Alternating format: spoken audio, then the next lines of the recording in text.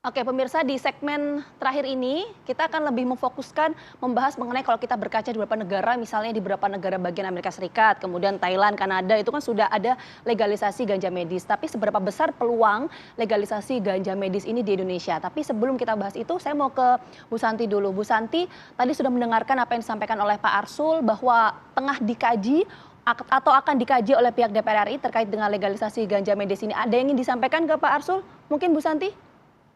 Eh, Selamat pagi Pak Asrul, terima kasih banyak. Selamat Salam dari pagi. kami, salam dari saya dan Pika. Terima kasih banyak untuk sudah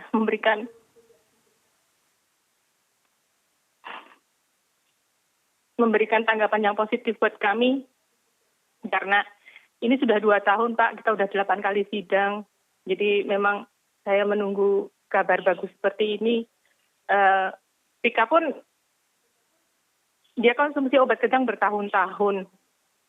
Ada beberapa obat kejang yang dia alergi. Pernah dia minum phenobarbital 2 minggu minum, ruam-ruam merah, pecah-pecah bibir, sariawan, diganti dengan carbamazepin dan penitoin. Dan sekarang pun muncul ruam-ruam merah di perut, di kaki dan tangan. Dan kata dokter itu alergi karena konsumsi carbamazepin dalam jangka panjang. Jadi memang bukan saya nggak berusaha untuk mengobati Pika dengan obat yang ada di Indonesia. Saya sudah berusaha, tapi saya menginginkan hasil yang maksimal buat anak saya. Maaf, yang Kami paham bisa saya sekali, Bu. kasih kepada anak saya tanpa menyakiti dirinya, membuat dirinya lebih nyaman, dan membuat dirinya lebih baik lagi keadaannya. Terima kasih banyak Pak sudah mendengar kami. Terima kasih. Oke, Pak Arsul mungkin ada tanggapan sedikit Pak Arsul? Iya, jadi yang seperti disampaikan Ibu Tika itu kan juga ada beberapa kasus termasuk kasus Fidelis yang pada periode lalu saya kebetulan sudah di Komisi 3 DPR juga kami atensi ya, itu di Kalimantan Barat ya. Nah, tetapi ini sekali lagi karena ini persoalan kesehatan, pengobatan, tentu meskipun yang menyatakan sikap terkait dengan ini kami dalam bentuk undang-undang, kami tetap harus mendengarkan dari publik, dari warga masyarakat, terutama yang terdampak seperti Ibu Tika, dan juga mendengarkan juga dari para ahli kesehatan. Ya, nah insya Allah Bu, silahkan tentu sebagai sebuah bentuk partisipasi publik kepada masyarakat, ya ini tetap disuarakan. Dan saya kira Ibu tidak sendirian. Saya tahu ada berbagai kelompok masyarakat sipil yang juga menyuarakan hal yang sama. Karena poin Ibu adalah bahwa ini untuk pengobatan, ya, bukan untuk kesenangan, ya. Jadi kalau di Thailand itu, yang sementara ini saya lihat, itu kan agak kurang jelas apakah untuk kesehatan, untuk pengobatan, atau untuk kesenangan. Karena kemudian ada produk-produk minuman, ya, atau juga makanan yang di dalamnya mengandung elemen ganja gitu loh. Nah, jadi ini yang juga saya kira hal-hal yang nanti kalaupun pintunya terbuka itu harus kita atur secara ketat. Intinya kita tidak ingin juga lah ya negara kita itu seperti sejumlah negara lain yang membuka ganja dengan longgar. Sehingga apa yang terjadi, saya kira kalau kita pergi ke beberapa negara bagian Amerika Serikat lah ya, itu ya menyedihkan sekali gitu ya, seperti itu ya. Tetapi sekali lagi kita juga harus terbuka jika pasal 7, pasal 8 ayat 1 yang ada di undang-undang sekarang ini perlu juga kemudian kita pikirkan kembali karena faktanya kan morfin juga sudah dipergunakan ya. Nah, itu sudah dipergunakan, padahal itu juga golongan 1, ya. Nah, ini yang hemat saya juga ketika kita bicara Narkotika golongan satu yang lain, saya seperti ganja, ini juga tidak buru-buru kita kemudian langsung menutup pintu tanpa melakukan kajian, terutama dari aspek kesehatan dan farmakologi. Saya kira itu. Baik, itu tadi sudah didengarkan ya Bu Santi aspirasinya oleh Pak Arsul. Bu Santi juga kalau tidak salah kan saat ini dalam proses pengajuan judicial review di MK ya. Boleh share kepada kami sampai sejauh ini prosesnya bagaimana Bu? Jadi kita mengajukan permohonan itu dari November 2020. Sudah 8 kali sidang, sudah mendengarkan saksi ahli juga, tapi belum ada keputusan sampai sekarang. Jadi saya kemarin menuju ke MK itu untuk memohon kepada para hakim MK untuk segera memberikan kabar baik buat kami, buat saya, buat ibu-ibu anak berkebutuhan khusus, terutama Pika dan saya, ada kabar baik yang kami tunggu selama 2 tahun ini. Itu aja sih, Mas. Baik. Oke, kita ke Dokter Koko ya. Mungkin ya tadi kita sudah mendengarkan bersama dokter bagaimana kemudian kami juga turut memahami siapa yang dirasakan oleh Bu Santi ya sebagai orang tua tentu mengoptimalkan yang terbaik, melihat anaknya mengalami suatu hal yang kesakitan, tentu itu bukan hal yang mudah untuk dihadapi, Dokter Koko. Tanggapan Dokter Koko bagaimana melihat situasi seperti itu? Oke, saya ada 3 poin besar kali ya, Mbak. Pertama untuk Ibu Santi dan juga ibu-ibu lain, orang-orang tua lain yang mungkin anaknya dengan kondisi yang agak menyerupai. Karena nggak hanya cerebral palsy saja, mungkin ada yang epilepsi kayak tadi ya. Tentu perjuangannya ini tidak mudah.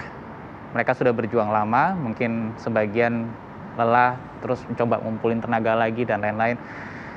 Tapi kita harus terus bersama-sama untuk mencoba membantu masyarakat yang membutuhkan bantuan seperti ini. Nah, bagaimana cara kita membantu mereka? Itu sesuai dengan kompetensi masing-masing. Kalau dokter tentu akan bicara dari sisi perspektif medik. Dari sisi ilmuwan, yang ada yang dokter di dalam, ada yang belum, ada yang bukan dokter, ya. Kita juga sudah, kalau kita tahu nih sekarang, kita sudah pada tahun 2022, situasinya sudah berbeda dibandingkan 2017. Jadi sains yang kita punya sekarang, hari-hari ini, itu sebenarnya bisa diprediksi dalam 5-10 tahun ke depan sudah punya jawaban. Kita harapkan punya jawaban terhadap kondisi yang incurable semacam cerebral palsy ini. Jadi untuk saat ini mungkin belum ada yang obat definitif untuk cerebral palsy. Tapi banyak riset, ya, tidak hanya di Indonesia, tapi juga di negara-negara lain, itu coba memecahkan masalah ini juga. Dan tidak hanya dengan satu tanaman, tidak hanya dengan ganja saja. Itu satu. Ada banyak riset yang bisa diprediksi 5-10 tahun ke depan itu bisa signifikan membantu kondisi seperti Pika ini. Tapi untuk ganja medis ini seberapa besar sih peluangnya kalau kita melihat misalnya SDA kita, kemudian SDM-nya seperti apa sih untuk kemudian bisa dilegalkan begitu kalau perspektif Anda, Dr. Koko? Kalau bicara mengenai ganja medis, kita harus bereskan 2 urusan. Urusan pertama adalah penegakan hukumnya.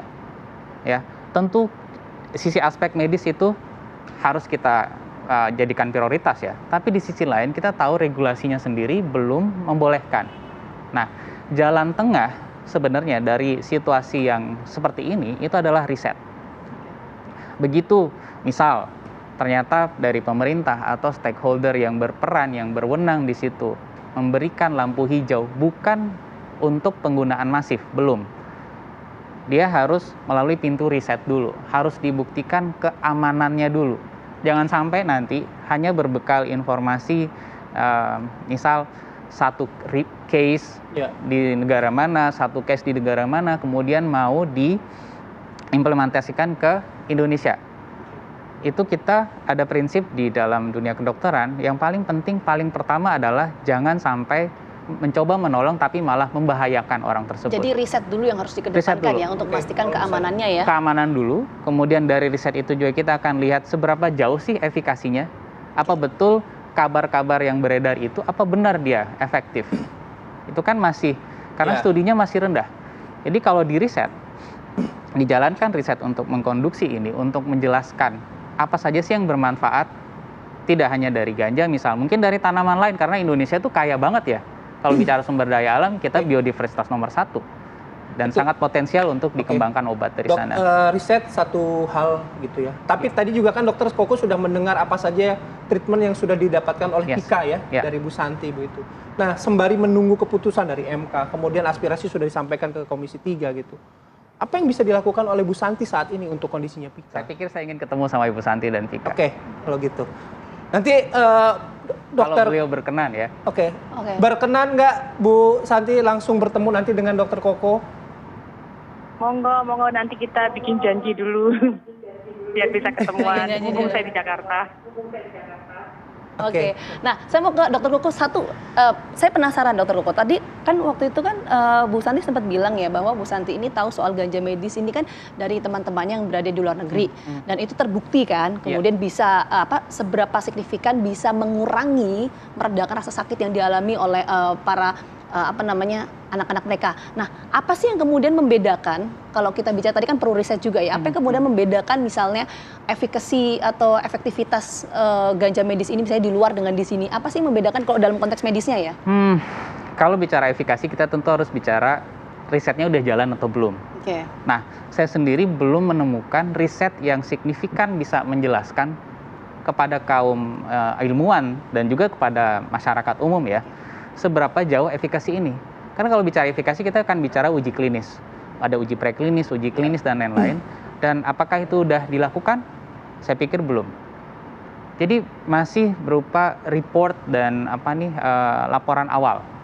Nah, kita nggak bisa menjadikan laporan awal itu sebagai guideline, masih jauh. Jadi ada pertimbangan manfaat di sana, ada pertimbangan jangan sampai membahayakan. Kita tahu Pika misal tadi, beliau alergi, anaknya alergi dengan beberapa obat, apa tidak kemungkinan nanti juga alergi. Jadi itu kita harus hati-hati dengan itu. Oke, baik. Banyak opsi dan kita harus jalani dengan waskita, dengan hati-hati, dengan bijak. Saya setuju dengan Pak Asrul tadi juga, beliau menyampaikan bahwa banyak aspek yang harus dipertimbangkan. Oke, baik Pak Arsul, begini, setiap pembentukan undang-undang kan pasti DPR juga menyerap aspirasi ya, tapi kan selalu ada yang namanya pro dan kontra gitu. Nah, untuk yang saat ini begitu apa yang sedang dibahas gitu yang akan diajukan gitu di RUU soal narkotika ini, agar masyarakat nggak misleading nih Pak gitu, bahwa ini ganja untuk kepentingan medis gitu. Karena kan pasti seiring berjalannya pembahasan ini pasti banyak aspirasi, banyak kepentingan yang juga ingin diakomodir di situ Pak Arsul. Iya, memang tentu di dalam setiap pembahasan undang-undang itu kan aspirasinya nggak pernah tunggal, ya. Sudut pandangnya juga lebih dari satu, ya. Tetapi ini kan bukan soal hal-hal yang katakanlah berbau politis. Ini murni persoalan masalah kesehatan, masalah pengobatan. Jadi saya setuju dengan Pak Dokter, ya. Basisnya itu mesti juga ada studi empiris. Ya, menurut tentu ilmu kesehatan, ilmu kedokteran, ya, dan undang-undang kan tidak akan sampai detail mengatur ke sana. Hanya undang-undang akan melihat apakah yang ada di pasal 8 Undang-Undang Narkotika saat ini, ya, Undang-Undang Nomor 35 tahun 2009 itu perlu ditinjau ulang apa tidak, ya. Di pasal 8 ayat 1 itu kan dikatakan bahwa narkotika golongan 1 dan ganja masuk golongan 1 ya itu dilarang untuk pelayanan kesehatan. Nah kita akan melihat ya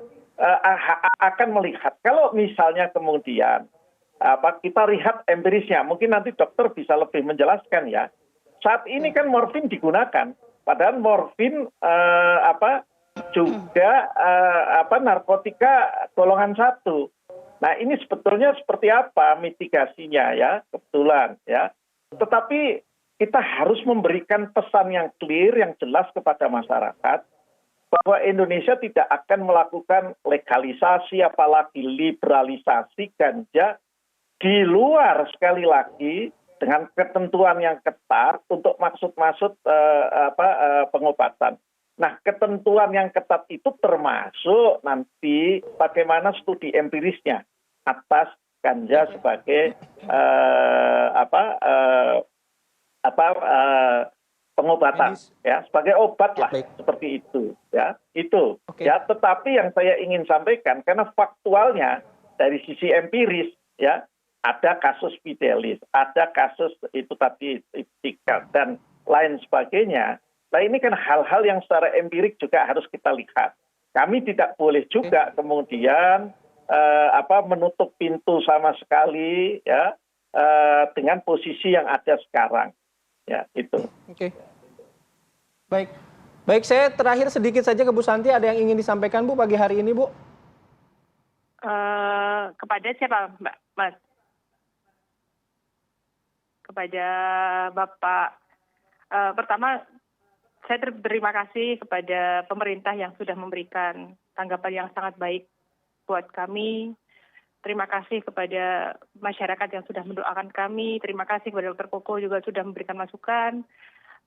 Saya mohon doanya, mohon yang terbaik saja. Karena yang saya maksudkan ini sama seperti Profesor Asrul tadi, bukan ganja untuk rekreasi ya. Yang saya maksud ganja medis terutama untuk mengurangi kejang. Karena kejang itu kalau udah kejang terjadi, otak anak itu seperti kembali meriset dari awal karena apa yang sudah dipelajari biasanya menjadi mundur kembali. Jadi kondisinya yang tadinya mau maju 5 cm jadi mundur 2 cm.